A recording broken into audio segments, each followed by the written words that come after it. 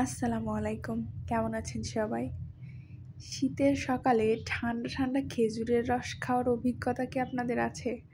আমার তো অনেক আছে। সাধারণত খেজুরের রস গ্রাম অঞ্চলেই পাওয়া যায়।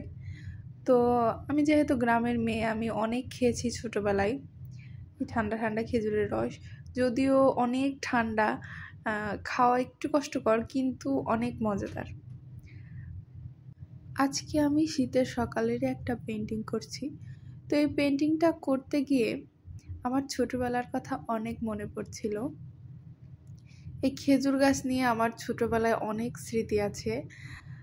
আমি যেহেতু গ্রামে বড় হয়েছি, আমার বাড়ির সামনে ছোট্ট একটা ক্যানাল ছিল, লাগোয়া রাস্তার সঙ্গে একটা ক্যানাল। তো ওই ক্যানালের ধার দিয়ে অনেকগুলো খেজুর গাছ ছিল, অনেকগুলো মানে 10 থেকে 15টা।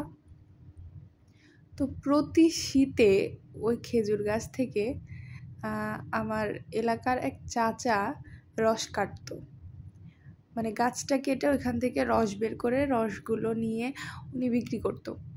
তো একদম আমার বাড়ির সামনেই আর কি। প্রতিদিন সকালবেলায় এটা দেখার সৌভাগ্য হতো। উনি রাত্রে সন্ধ্যার পরে এসে কলসিগুলো গাছে বেঁধে দিয়ে যেতেন, আর সকাল সকাল এসে ওগুলো নিয়ে যেতেন।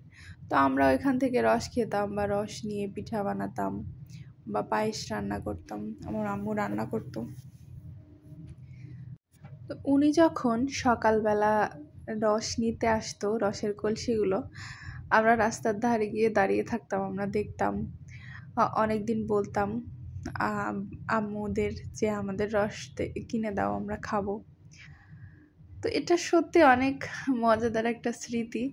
এখন আর সেই গাছগুলোও নেই, আর যিনি গাছ কাটতেন আগে, রস নিতেন গাছ থেকে, উনিও আর এই পেশায় নেই। তো সত্যি এটা অনেক মজাদার একটা স্মৃতি, খুব মিস করি। এখন আর ওইভাবে রস খাওয়া হয় না, শহরাঞ্চলে তো পাওয়াই যায় না, গ্রাম অঞ্চলেও খুব কম, যেহেতু এখন আর আগের মতো ওইভাবে অত গাছ নেই। আমরা সত্যি অনেক আনলাকি, কারণ আমরা দেশটাকে একদম মরুভূমি বানিয়ে ফেলছি আস্তে আস্তে, গাছগুলো সব কেটে কেটে। আর একটা মজার বিষয় হলো, এই গাছগুলো যখন কাটতো, ওই গাছের যে উপরের একদম মাথার দিকে কিছু শুকনা অংশ থাকতো, বড় বড়, তো ওই অংশগুলো একটু রোদে দিয়ে আর একটু বেশি ভালো করে শুকিয়ে নিয়ে ওগুলো যদি পুরানো যেত, পুরানোর পর ওগুলোর যেই ছাই হতো, ওই ছাইগুলো অনেকক্ষণ ধরে মানে জ্বলে থাকতো, আগুন থাকতো ওর মধ্যে। তো আমরা কি করতাম, আমরা এটাকে হাওয়াই বলি। তো আমরা, আমার সাথীরা, মানে আমরা একসঙ্গে যারা বেড়াতাম, তারা সকলে মিলে উনি যখন গাছ কাটতে আসতো, আমরা তখন খুঁজে খুঁজে ওই শুকনা অংশটা, ওই হাওয়াইটা নিয়ে রেখে দিতাম।